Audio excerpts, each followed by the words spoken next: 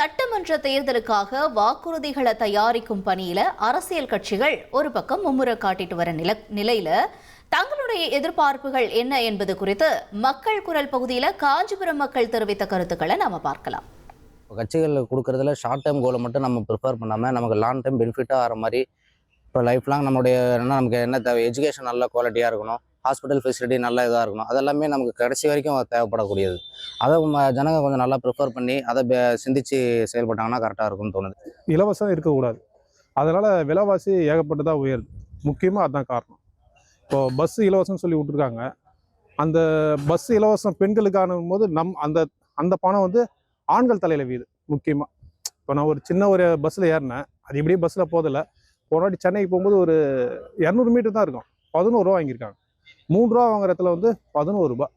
அப்போ எவ்வளோ ஆகுது? 8 ரூபா டிஃப்ரெண்ட். இந்த பணம் வந்து யார் வைக்குது? பொதுமக்கள் மேலே வீது. இதனால் ஆட்டோமேட்டிக்காக விலைவாசி தானாக உயருது. எதுவுமே இலவசமாகவே கொடுக்க வேண்டாம்.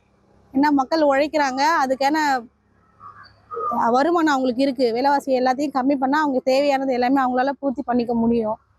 மருத்துவமனை அந்த மாதிரி விஷயங்கள்லாம் டெவலப் பண்ணணும், கல்விகள்லாம் உயர்த்தணும், படித்தவங்களுக்கெல்லாம் நல்ல வேலை கிடைக்கணும். திட்டங்கள்னா இலவசம் கொடுக்கறதெல்லாம் பிரச்சனை இல்லைங்கண்ணா. அது யார் யாருக்கு போகணுமோ அவங்களுக்கு கொடுத்தா மட்டும் போதும். கொடுக்கவே கூடாதுன்றது கிடையாது. ரொம்ப கஷ்டப்படுறவங்க இருப்பாங்க, அவங்களுக்கு தாராளமாக பண்ணலாம்.